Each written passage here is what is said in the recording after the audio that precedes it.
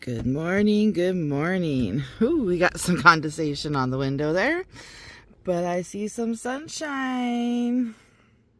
It's supposed to be a partly cloudy day today, and we are gonna go and enjoy a hike. It is the beginning of fall right now, for me anyways, while I'm recording this. Just gonna clean up a little bit and have myself some breakfast. On the menu this morning is leftovers from last night, which was pulled pork and coleslaw with a side of eggs and this beautiful view. So our hike has taken us to Ainsworth. We are going to hike up to the old cemetery, which is probably the oldest cemetery in the West Kootenay area. Ainsworth was founded in May 31st, 1883, which makes it the longest lasting community here on the Kootenay Lake. And I've been warned, it's a whole lot of up before I get to come back down. I think we got this one. We're getting closer. Pretty cool, hanging on a moss-filled tree. It gives it that old historic feeling. It's very peaceful in here.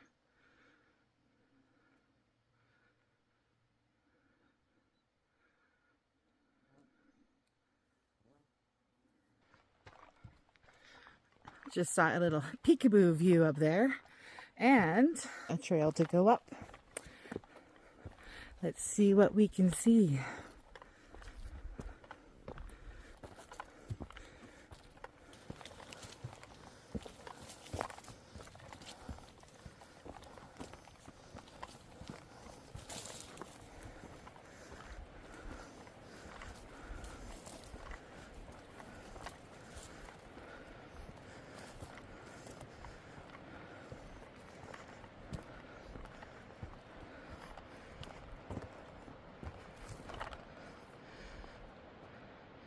Wow.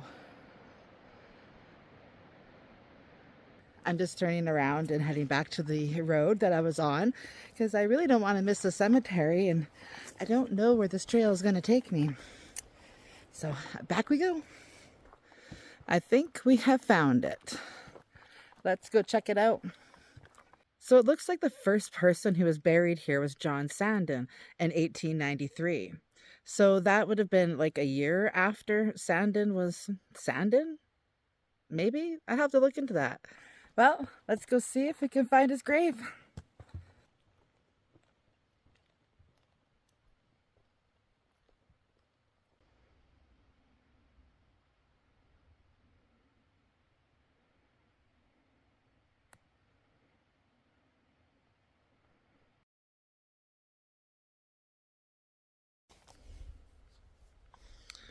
How sad.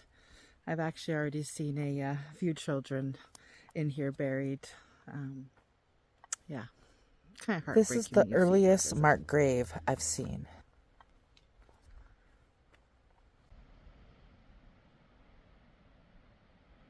So that was the burial site for the people who chose to take their lives, and so that's where 5 people were placed. They were not allowed to be buried within the graveyard itself, so they were concentrated into that corner there. Unfortunately, couldn't find John Sandon's grave. I'm sure there's a lot of unmarked ones throughout here. Let's go down a rabbit hole first.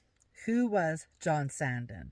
Well, he was a prospector in the early 1890s. He was the original owner of the Slocan Star mine in what would soon become the city of Sandon, British Columbia in that time. Now, John Sandon didn't think he was going to make much money as a miner, so he decided to sell his share for $500 and bought himself some land between Ainsworth and Caslow to start a potato farm because he figured that's where the money is, feeding the miners. Little did he know that the Slocan Star mine was going to be the biggest money-making mine in Sandon's history. Back in 1891, there was a big storm that had hit the Kootenay Lake. And John Sandon's boat, oars, and hat were found adrift. and it was reported that John Sandon had drowned in that storm. Then apparently a native had come to Ainsworth Camp and stated that 2 bodies had been pulled from the lake. Well, then it turned out that that was untrue. No bodies were pulled from the lake.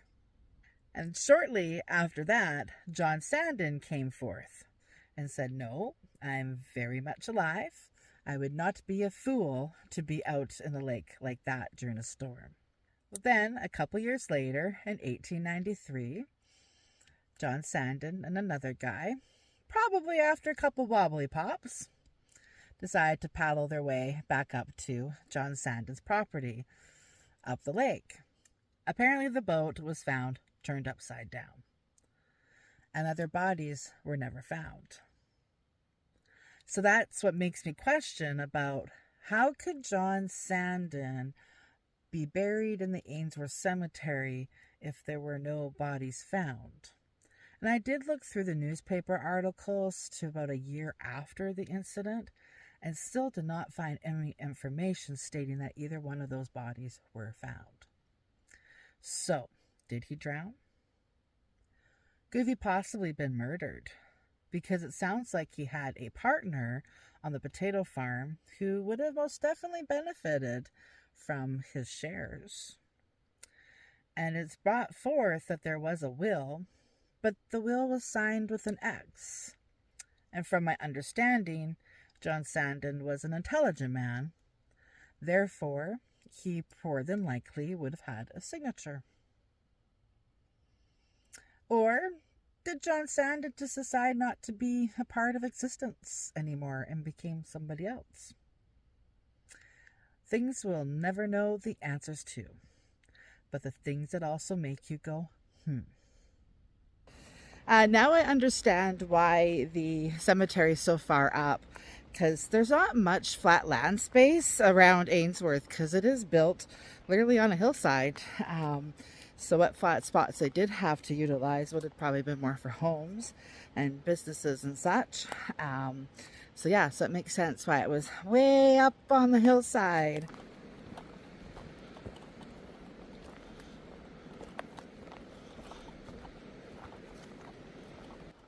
And I see we finally get to walk a trail and not a road.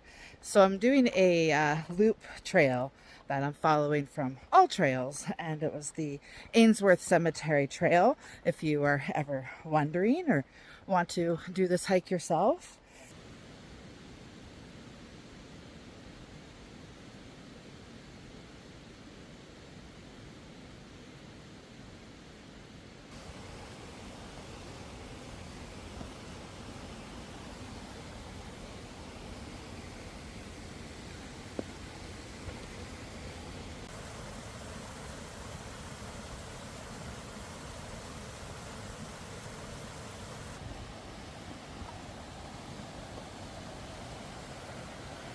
So that would have been the bridge you used to go across.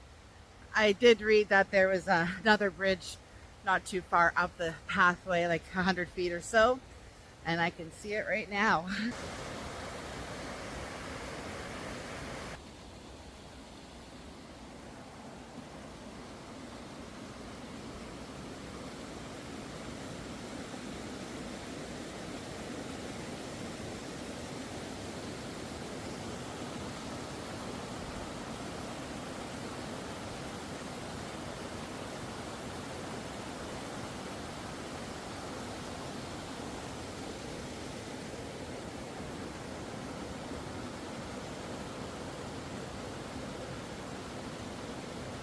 Wow, that is so beautiful.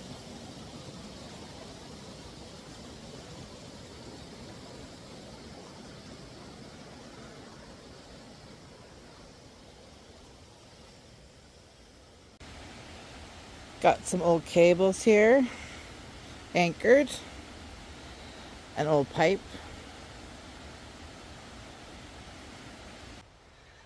I'm sure there was a mine or two along this creek.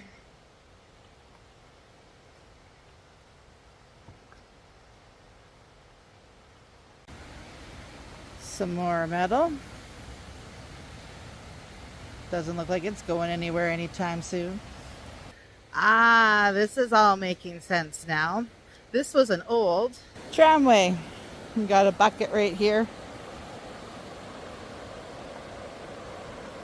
And you do need to be careful because you'll run into the odd piece sticking out of the ground. So far, they've been well marked.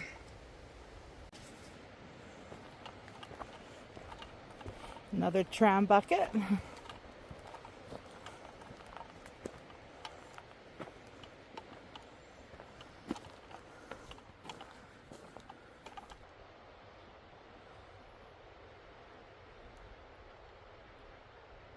Well, something just made me stop dead in my tracks. No, it wasn't a bear. I have found an old mine shaft right there.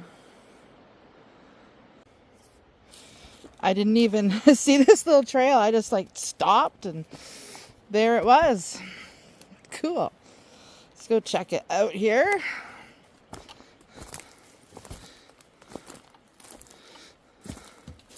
Oh, it was just a little start of one.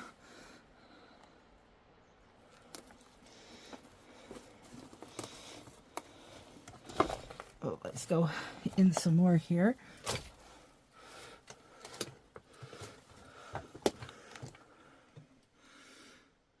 Yeah, they didn't go too far on this one at all.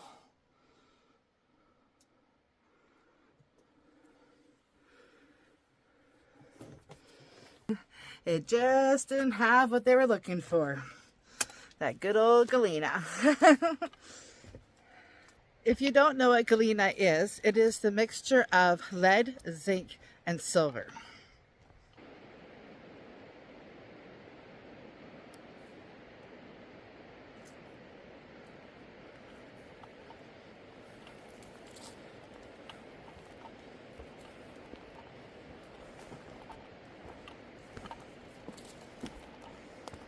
Well, this piece is cool. You can see it's got the rivets in it. I guess that would be the underside of them.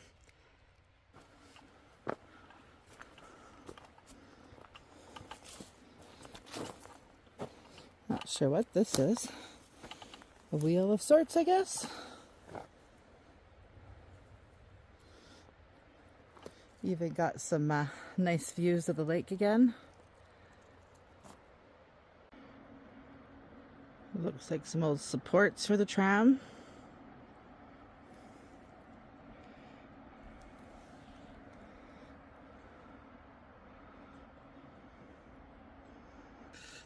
For amazing how old it is, you'd think that the wood would be a little bit more decayed than what it is. Some of those pieces are pretty solid looking still. Well, I'm back down to the highway anyways. What a scramble coming down. It is very steep and lots of little switchbacky coming down. But I wouldn't necessarily go up that way. The way I went up I think was better. Unless you like really, really steep, then doing it the other way around would be best for you, I think, right?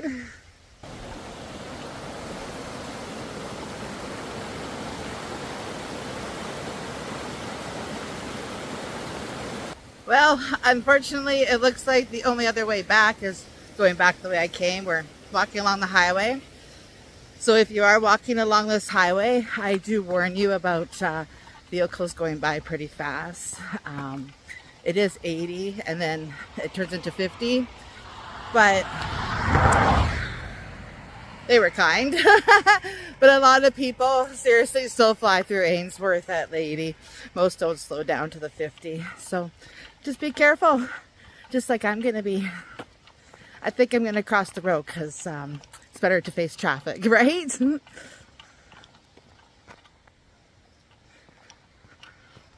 Coast is clear.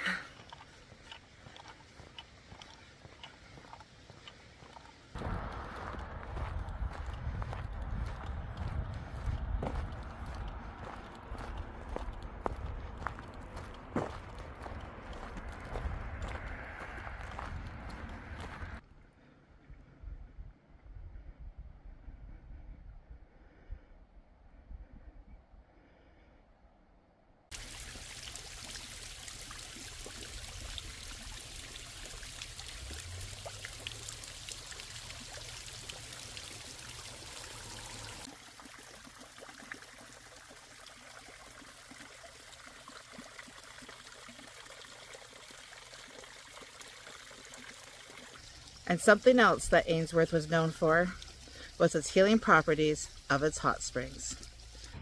And yes, I did book a hot springs. So just to let you know, you need to make a reservation if you ever want to soak into the hot springs here. You can make them on the same day.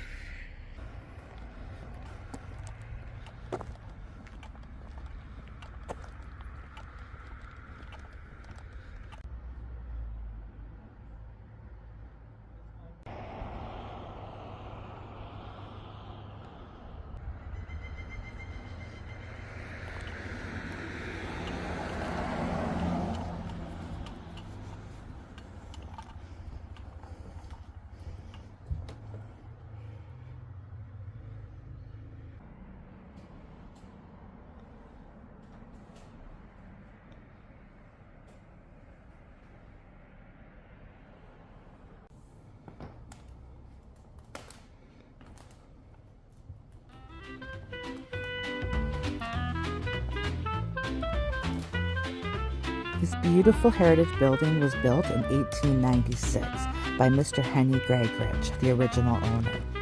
Now, I don't know too much about his story, but I do know that in 1913, John Bradley Fletcher was hired to run the store, and by 1929 he had purchased it, and that is when it became J.B. Fletcher General Store. He remained open until 1973, and then the building sat closed for many, many years, until Mr. Fletcher's daughter had started a nonprofit organization and started a 3-year restoration project to turn it into the museum that it is today. This building is truly special. It is one of the only few commercial buildings in BC from this era with intact interior elements. It contains the original counters, shelving, floors, and some of the items you see on the shelves and the counters are original from when the store had closed. What a cute little museum they have there. Anyways, I am off to go and soak in a spring.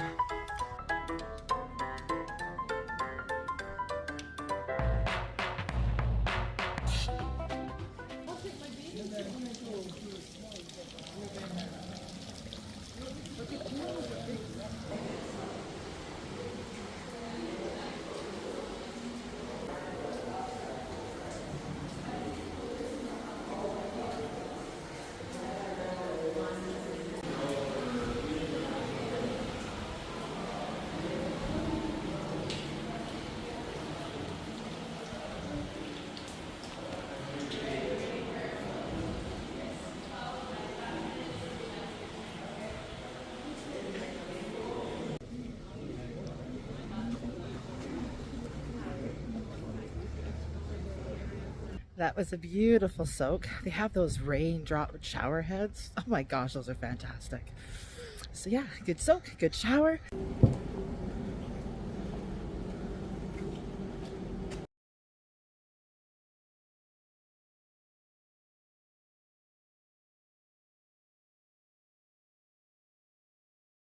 Now I'm gonna go and have a bite to eat at the Kootenay Grill. Well, I sure am stuffed. They tried to convince me for some dessert, but I had to say no on that one.